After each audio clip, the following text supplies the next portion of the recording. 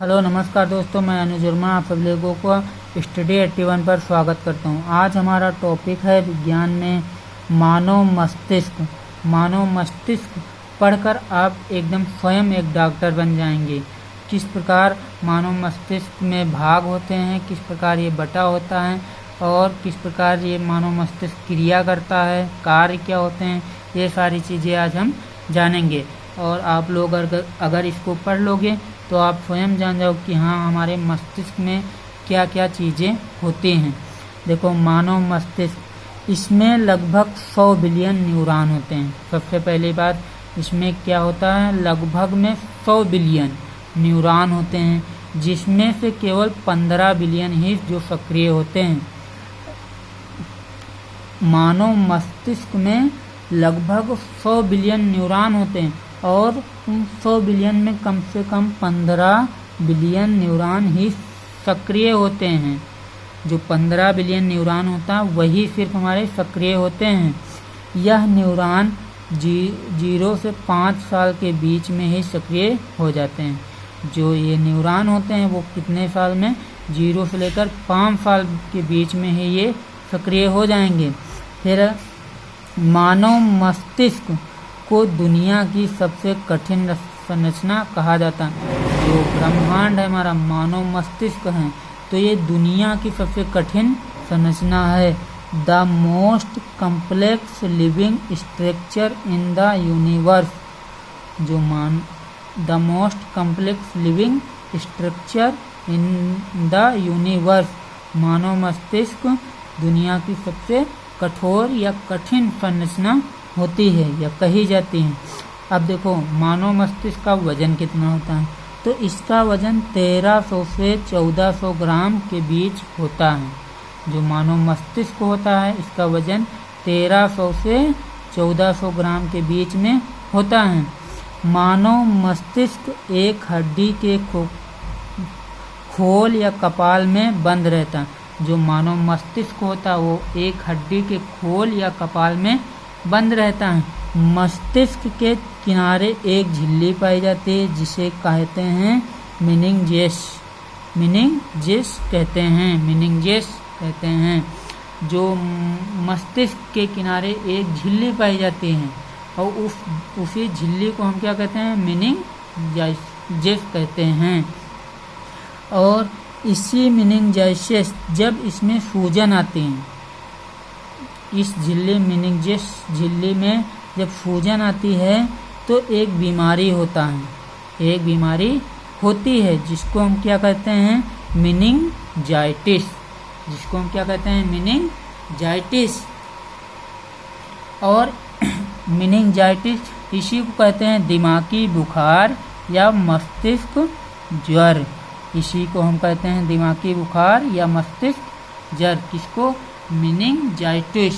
Meningitis क्या होती है, मेनिंजेस की झिल्ली में सूजन आ जाती है और इसी को हम मेनिंजाइटिस कहते हैं। मेनिंजाइटिस को दिमागी बुखार कहते हैं। यह झिल्ली 3 सतह की होती है, बाहरी सतह, ड्यूरोमेटर, मध्य सतह, आर्चिनोइड, अंतः सतह, पायोमीटर। ये 3 सतह में होती है। कौन सी झिल्ली, यही जो मेनिंजेस झिल्ली होती है, ये 3 सतह में होती हैं। मस्तिष्क को ऑक्सीजन और फूड सप्लाई करता है। जो अंतः सतह होती है, पायोमीटर, या क्या करता है, जो मस्तिष्क होता है उसमें ऑक्सीजन और फूड की सप्लाई करता है, ऑक्सीजन और फूड को भेजता है। फिर मस्तिष्क की संरचना, अग्र मस्तिष्क, मध्य मस्तिष्क और पश्च मस्तिष्क। 3 मस्तिष्क की संरचना 3 प्रकार की होती है, अग्र मस्तिष्क, मध्य मस्तिष्क, पश्च मस्तिष्क। अग्र मस्तिष्क देख लो, इसको क्या कहते हैं, इसे फोर ब्रेन भी कहते हैं। फोर में समझो, जैसे फोर हेड जो आगे वाला भाग होता है उसी को हम कहते हैं फोर हेड, और यही हमारा माथा होता है, तो फोर ब्रेन भी कहते हैं। यह पूरे मस्तिष्क का 2/3 भाग होता है। जो पूरा मस्तिष्क होता है उसका लगभग कितना भाग होता है, 2/3 भाग होता है। इसलिए सबसे ज़्यादा न्यूरॉन इसी में होते हैं। इसीलिए सबसे ज़्यादा न्यूरॉन किस में होते हैं, यही अग्र मस्तिष्क में होते हैं। यह दो प्रकार का होता है, एक होता है सेरिब्रम, एक होता है डाइनसेफलान। एक होता है सेरिब्रम जिसको कहते हैं प्रामस्तिष्क, दूसरा होता है डाइनसेफलान। अब देखो डाइनसेफलान या सेरिब्रम, देखो सेरिब्रम दो भागों में बटा होता है, एक होता है थैलेमस, एक होता है हाइपोथैलेमस। थैलेमस और हाइपोथैलेमस। थैलेमस का मतलब इसमें क्या, ठंडा, गर्मी, दर्द, ये सारी चीज़ें क्रियाएं होती हैं, तो कौन हमको जानकारी देता, थैलेमस। अगर ठंडा कोई चीज़ हो, अगर ठंडी लग रही है तो ठंडा, अगर गर्मी लग रही है, दर्द हो रहा है, तो कौन से किस में जाएगा हमारा, कौन जानकारी देता, वो थैलेमस जानकारी देगा। हाइपोथैलेमस में क्या जानकारी मिलती है, तो हाइपोथैलेमस में प्यास जब लगती है, गुस्सा आता है, भूख लगती है, प्यार होता है, तो इस तरह की जो क्रियाएं होती हैं वो हमारी हाइपोथैलेमस से होती हैं। सेरिब्रम को हम परमानेंट मेमोरी भी कहते हैं, क्योंकि सारी क्रियाएं यहीं पे होती हैं सेरिब्रम में, तो इसीलिए हम इसको क्या कहते हैं, परमानेंट मेमोरी कहते हैं। फिर देखो डाइनसेफलान। डाइनसेफलान में दो ग्रंथियां होती हैं, एक होते पीयूष ग्रंथ, एक होते हैं पीनियल ग्रंथ। पीयूष ग्रंथ को मास्टर ग्रंथ भी कहते हैं, जो पीयूष ग्रंथ होती है उसको मास्टर ग्रंथ भी कहते हैं, और दूसरी पीनियल ग्रंथ होती है तो पीनियल ग्रंथ को जैविक घड़ी कहते हैं। मानो जैविक घड़ी क्या है, जैसे कभी आप सोच के सोते हो कि हाँ सुबह हमको 5 बजे उठना है, तो आप उठ जाते हो, तो ये जैविक ही तो है। जैसे आप सोचते हो कि हाँ रोज हमारा डिनर 8 बजे होता है, तो परमानेंट 8 बजे खाते हो, तो ये हमारी क्या है, जैविक घड़ी है। फिर आगे देखो,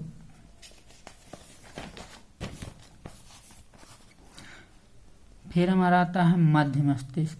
मध्य मस्तिष्क यह मस्तिष्क का दूसरा बड़ा हिस्सा होता है, यह मस्तिष्क का दूसरा बड़ा हिस्सा होता है। ये भी हमारा दो भागों में डिवाइड होता है, एक होता है कार्पोरा कोड्रीजेमिया, दूसरा होता है सेरिब्रल पेंडिकल। अब देखो देखने व सुनने का केंद्र कहाँ पर होता है, कार्पोरा कोड्रीजेमिया में होता है, और स्पाइनल को मस्तिष्क से कौन जोड़ता है, वो सेरिब्रल जोड़ता है। स्पाइनल को मस्तिष्क के कौन जोड़ता है, सेरिब्रल जोड़ता है। फिर पश्च मस्तिष्क, देखो पश्च मस्तिष्क यह मस्तिष्क का सबसे छोटा हिस्सा होता है, यह मस्तिष्क का सबसे छोटा हिस्सा होता है। ये भी दो भागों में बटा होता है, एक होता है सेरेबलम, एक होता है मेडुला। एक होता है सेरेबलम, दूसरा होता है मेडुला। सेरेबलम को अनुमस्तिष्क कहते हैं, मेडुला को मेडुला कहते हैं। फिर देखो शरीर के बाहरी भागों को नियंत्रित करता है, जो शरीर के बाहर क्रियाएं होंगी उनको ये नियंत्रित करता है, जैसे चलना फिरना, पढ़ना लिखना, बोलना आदि। इस तरह के जो क्रियाएं होती हैं वो कौन नियंत्रित करता है, वो सेरिबेलम नियंत्रित करता है। और जो मेडुला होता है वो शरीर के आंतरिक भागों को नियंत्रित करता है, जैसे पाचन हो गया, उत्सर्जन हो गया, रक्तदाब हो गया, श्वसन हो गया। तो इस तरह की जो क्रियाएं होती हैं वो वो कौन नियंत्रित करता है, आंतरिक भागों को वो मेडुला नियंत्रित करता है।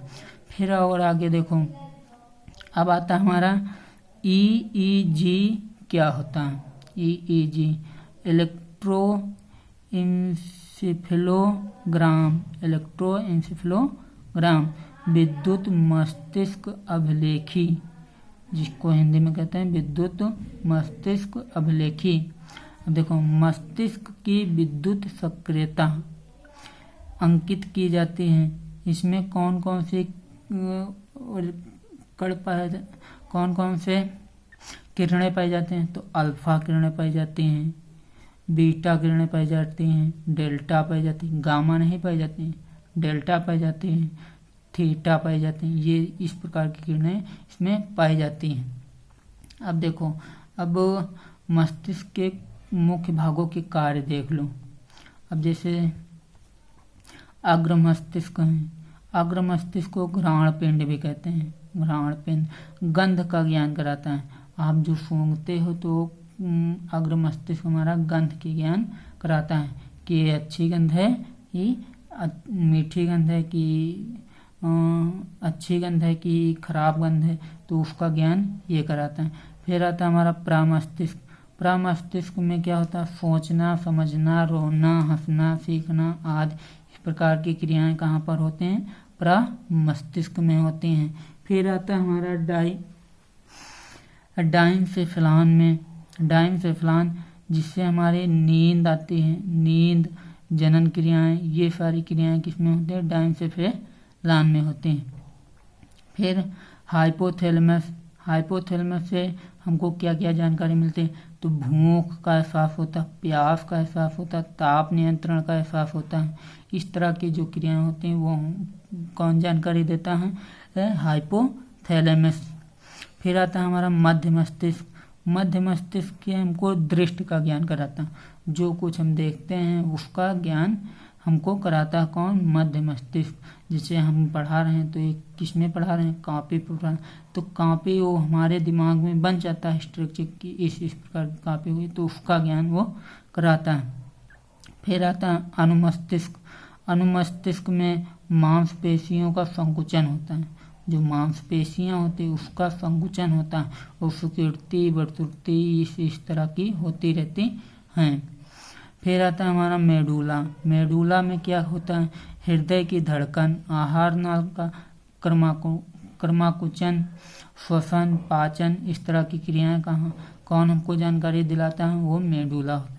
अगर हृदय की धड़कन रुक जाए तो मेडुला आपको संकेत कर देता है। आहार नाल का क्रमाकुचन, इस तरह की जो क्रियाएं होती हैं वो कहाँ पे, वो कौन ज्ञान कराता है? मेडुला ज्ञान कराता है। फिर और आगे देखो, मस्तिष्क संबंधी कुछ रोग हैं उनको जान ले। एक होता है कोमा। कोमा रोग। कोमा से क्या होता है? मनुष्य बेहोश हो जाता है। कोमा से मनुष्य बेहोश हो जाता है। वह किसी भी प्रकार की उद्दीपन क्रिया नहीं करता।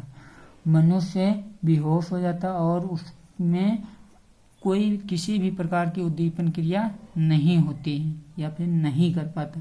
जब कोई इंसान बेहोश रहता है तो उसमें उद्दीपन क्रिया कहाँ पर होगी? वो कर ही नहीं पाता है। फिर आता हमारा इंसेफेलाइटिस रोग। यह विषाणु संक्रमण से मस्तिष्क में सूजन होने से बेहोशी आ जाती है। जो विषाणु संक्रमण होता है तो उसके जरिए से मस्तिष्क में अगर सूजन आते हैं, सूजन होने लगती है तो हमको बेहोशी आने लगती है। फिर आता है मेनिंजाइटिस या बैक्टीरिया, वायरस, फंगी के संक्रमण से सूजन आ जाता है। दो अभी बताएं, जो दिमाग में झिल्ली होती है जिसको क्या कहते हैं? मेनिंजेस झिल्ली कहते हैं। उसमें अगर सूजन आ जाती है और उसी को हम मेनिंजाइटिस या फिर दिमागी बुखार कहते हैं। फिर हमारा अगला आता है मिर्गी। मिर्गी पेशियों में झटके से गति होने लगती है और मुंह से झाग छोड़ने लगते हैं। जब मिर्गी आते हैं तो पेशियां जो होती हैं उसमें झटके से गति होने लगती है और मुंह से झाग निकलने लगता है मिर्गी से। फिर आता है सेरिब्रल पाल्सी, जिसको कहते हैं लकवा मार जाना। लकवा मार जाना, इसमें क्या होता है? मांसपेशियों का समन्वय बिगड़ जाता है। जो मांसपेशियां होती हैं तो उनका समन्वय बिगड़ जाता है, उसी को कहते हैं लकवा मार जाना। फिर कनकाइस को कहते हैं एमनेसिया। यह क्या होता है? मस्तिष्क पर बाहरी आघात लगने पर यह बेहोशी कभी कभी स्मरण कर लेता है। जो मस्तिष्क होता है उसमें बाहरी आघात, अगर कोई चोट लग जाए मस्तिष्क में तो उससे बेहोशी आ जाएगा या फिर कभी कभी वो खुद स्मरण कर लेगा। फिर हमारा आता है सिर दर्द। जिसे ब्लड गाढ़ा होने के कारण हमारे शरीर में सिर दर्द होने लगता है। अगर ब्लड हमारा गाढ़ा हो जाता है तो उसके सिर दर्द होने लगता है।